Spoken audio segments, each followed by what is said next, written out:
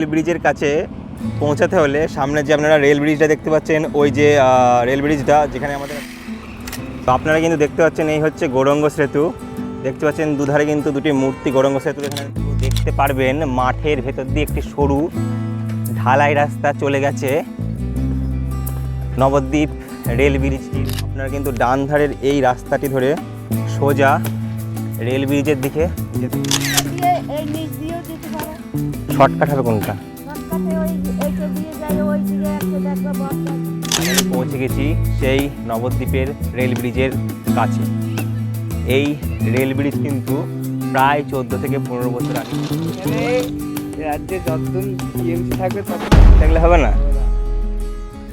এইখানে কিন্তু এই রেল ব্রিজটি চালু না হওয়ার পেছনে প্রধান যে কারণটি রেল কর্তৃপক্ষ বলে থাকে সেটি হচ্ছে, নমস্কার দর্শক বন্ধুরা, আশা করি আপনারা সকলে ভালো আছেন আর সুস্থ আছেন। আজকে এই মুহূর্তে আছি হচ্ছে আমি নবদ্বীপ গৌরাঙ্গ সেতুর ওপর। আর আজকে আমি আপনাদের এমন একটি জায়গার সন্ধান দিতে চলেছি যেখানে প্রায় 200 থেকে 300 কোটি টাকা খরচ করার পরেও রেল কর্তৃপক্ষ এখনও পর্যন্ত ব্রিজের কাজটি সম্পূর্ণ করতে পারেননি। তো আপনারা ঠিকই শুনেছেন, আমি আজকে কিন্তু যেতে চলেছি নবদ্বীপ থেকে যে রেল ব্রিজটা আমঘাটা অর্থাৎ কৃষ্ণনগর লাইনের দিকে সংযোগ স্থাপন করবে বলে প্রায় 15 থেকে 14 বছর আগে স্থাপন করা হয়েছিল, সেই ব্রিজটি কেমন আছে এখন, এই মুহূর্তে ব্রিজটির অবস্থা কেমন সেইটি দেখতে পাচ্ছেন। এই কিন্তু গৌরাঙ্গ সেতু, আর এই পাশ দিয়ে কিন্তু গঙ্গা বয়ে যাচ্ছে। ঠিক ওই সাইডে কিন্তু আমাদের রেলওয়ে ব্রিজটা।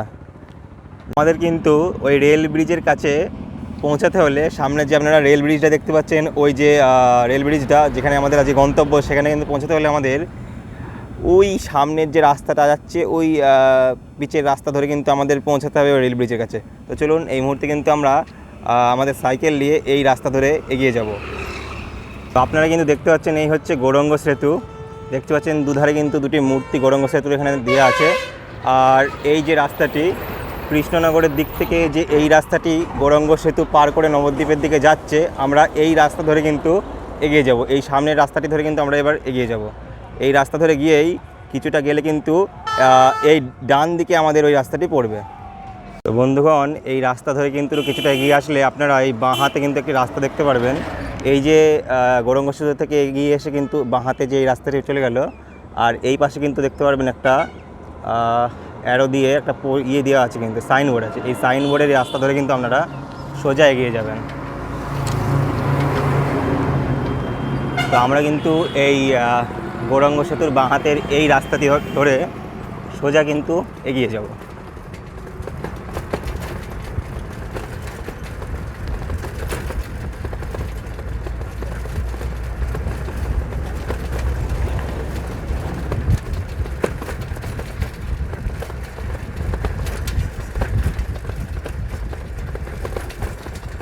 এই রাস্তা দিয়ে আসলে আপনারা কিন্তু দেখতে পারবেন মাঠের ভেতর দিয়ে একটি সরু ঢালাই রাস্তা চলে গেছে নবদ্বীপ রেল ব্রিজটির উদ্দেশ্যে।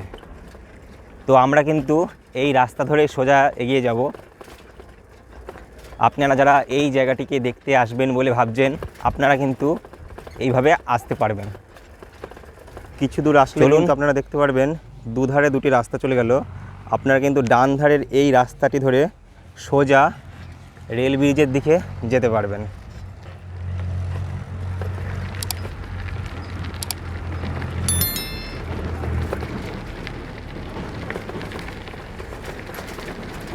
আরও কিছুটা আসার পর কিন্তু আপনারা দেখতে পারবেন রাস্তা কিন্তু আবার দুধারে ভাগ হয়ে গেল।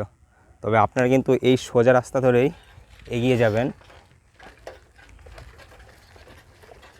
রেল ব্রিজের দিকে।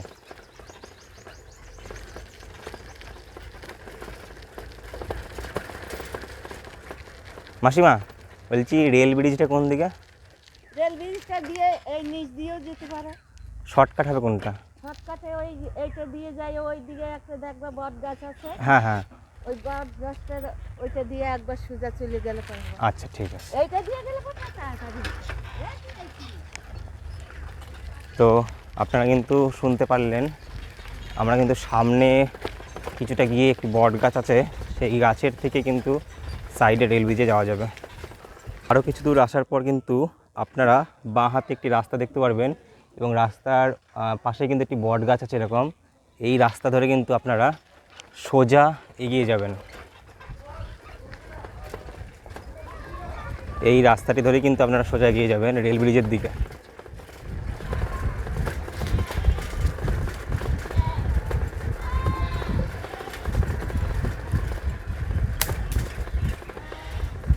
এবং এই রাস্তা ধরে কিছুটা আসার পরে কিন্তু আপনারা দেখতে পারবেন সেই 14 বছর আগে কাজ শুরু হওয়া রেল ব্রিজ ঠাঁই কিন্তু এখনও পর্যন্ত দাঁড়িয়ে আছে। এই কিন্তু সেই রেল ব্রিজ। তো দর্শক বন্ধুরা দেখতে পাচ্ছেন এই কিন্তু সেই রেল ব্রিজ, যেটি কিন্তু কৃষ্ণনগরের সাথে নবদ্বীপের রেল ব্যবস্থাকে সরাসরি যুক্ত করতে পারত। কিন্তু এই রেল ব্রিজ প্রায় 14 থেকে 15 বছর আগে বন্ধ হয়ে যায়। এর কাজ কিন্তু প্রায় 14 থেকে 15 বছর আগে এই রেল ব্রিজের কাজ বন্ধ হয়ে যায় এবং যে ব্রিজের ওপর দিয়ে একসময় ট্রেন ছোটার কথা ছিল সেই ব্রিজ কিন্তু এখন শুনশান এবং ফাঁকা পড়ে আছে। আমরা কিন্তু ফাইনালি পৌঁছে গেছি সেই নবদ্বীপের রেল ব্রিজের কাছে। এই রেল ব্রিজ কিন্তু প্রায় 14 থেকে 15 বছর আগে বন্ধ হয়ে গেছিলো এবং সবথেকে শকিং ব্যাপার সেটা হচ্ছে এই রেল ব্রিজের পেছনে কিন্তু সরকার রেল কর্তৃপক্ষ প্রায় 200 থেকে 300 কোটি টাকা খরচ করেছিল এবং এত টাকা খরচ করার পরও তারা কিন্তু এই রেল ব্রিজের কাজ এখনও পর্যন্ত সম্পন্ন করতে পারেননি। এবং দেখতে পাচ্ছ এখানে কিন্তু ভাইরা বলছে আর হবে না জীবনে। তো এই কথাটা শুনতে কিন্তু খুবই খারাপ লাগে, ঠিক আছে, কারণ এই রেল ব্রিজ কিন্তু দুই প্রান্তে, গঙ্গার দুই প্রান্তের মানুষকে, এক হচ্ছে কৃষ্ণনগর, এক হচ্ছে নবদ্বীপ, এই দুই প্রান্তের মানুষদের কিন্তু একত্রিত করার কথা। এতদিনে কিন্তু এর উপর দিয়ে রেল ছুটে যাওয়ার কথা, কিন্তু এখনও পর্যন্ত কিন্তু এই ব্রিজের কাজ সম্পন্ন হয়নি। এখানে আমার বাড়ি তো আমঘাটা, চেনো? চেনো না? চেনো? তুমি চেনো তাহলে। তো এই রেল ব্রিজ হচ্ছে না কেন ভাই? তোমাদের বাড়ির লোকেরা কি বললে? জীবনে হবে না? আমঘাটা পর্যন্ত তো ট্রেন চলে আসলো, এখানে হবে না, তাই না?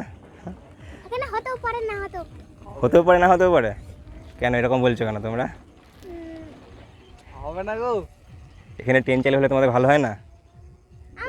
এখানে রাজ্যে যতদিন টিএমসি থাকবে ততদিন হবে না। টিএমসি থাকলে হবে না? এইখানে কিন্তু এই রেল ব্রিজটি চালু না হওয়ার পেছনে প্রধান যে কারণটি রেল কর্তৃপক্ষ বলে থাকে সেটি হচ্ছে জমি অধিগ্রহণ।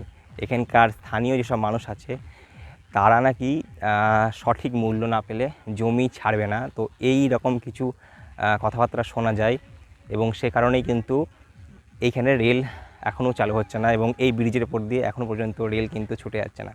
আমরা যদি কিছুটা এগিয়ে যাই, ওই পাশে গেলে কিন্তু আমরা দেখতে পারবো এখানে যেসব কর্মীরা কাজ করবে বলে এসেছিল তাদের জন্য কিন্তু স্নানাগার বা শৌচালয় নির্মাণ করা হয়েছিল। এক সময় কিন্তু সামনের ওই স্থানটিতে জল আসতো। চলুন আপনাদের একটু গিয়ে দেখাই জায়গাটি।